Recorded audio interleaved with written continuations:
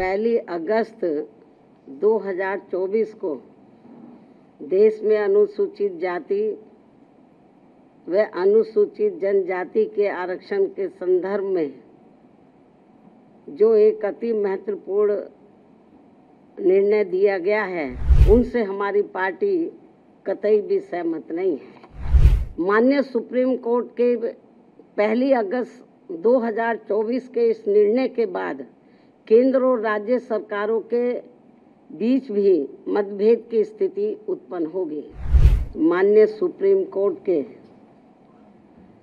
7 न्यायाधीशों की संवैधानिक पीठ द्वारा अभी हाल ही में पहली अगस्त 2024 को देश में अनुसूचित जाति व अनुसूचित जनजाति के आरक्षण के संदर्भ में जो एक अति महत्वपूर्ण निर्णय दिया गया है, तो उसके संबंध में अपनी पार्टी की प्रतिक्रिया जाहिर करने के लिए बुलाई गई है, जिसमें अनुसूचित जाति व जनजाति के लोगों को पुनः उप वर्गीकृत सब क्लासिफिकेशन अर्थात सब क्लासिफिकेशन किए जाने को मान्यता प्रदान की गई है, जिसको लेकर और भी बहुत सी बातें कही गई हैं। उनसे हमारी पार्टी कतई भी सहमत नहीं है और इस संबंध में माननीय सुप्रीम कोर्ट द्वारा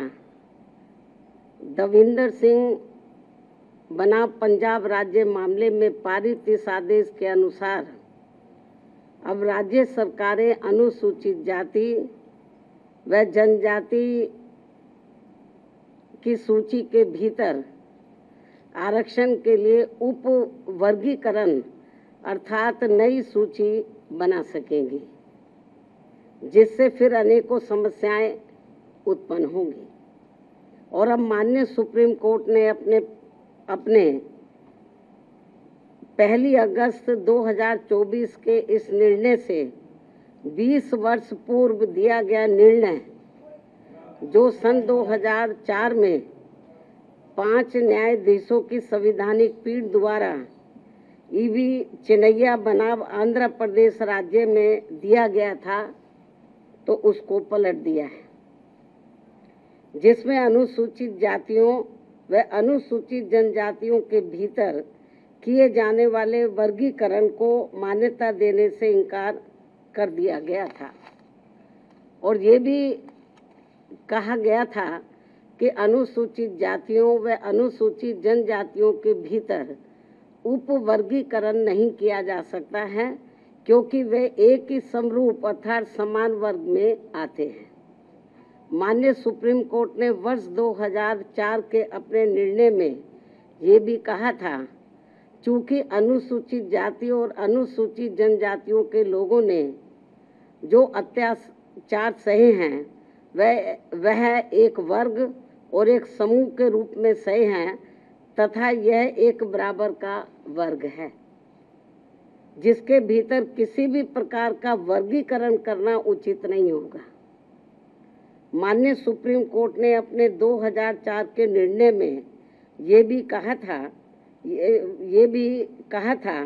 कि अनुसूचित जातियों और अनुसूचित जनजातियों के भीतर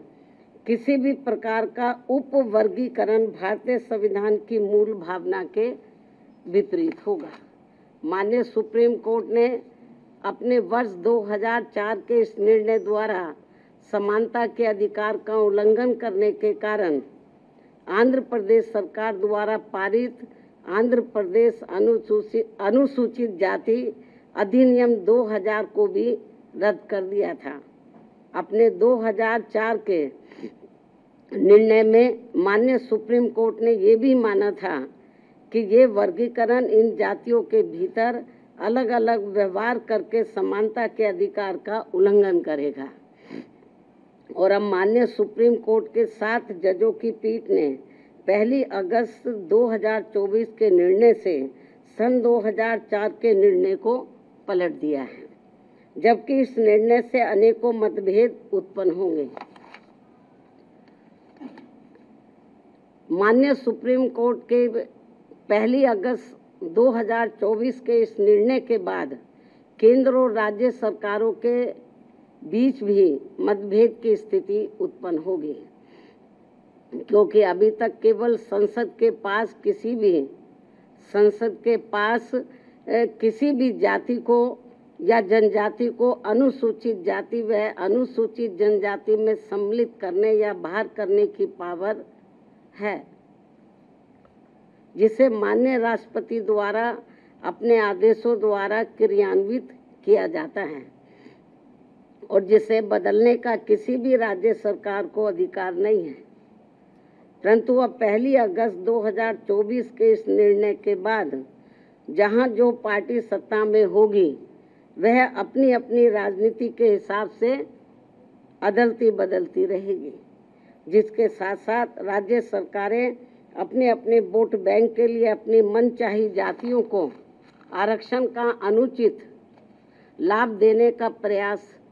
करेंगी। इस प्रकार से इस आदेश से ऐसी अनेकों समस्याएं उत्पन्न होंगी, जिसके कारण SC व ST को मिल रहा आरक्षण ही समाप्त हो जाएगा। For exclusive and insightful videos, subscribe to our new channel ABP Live Premium.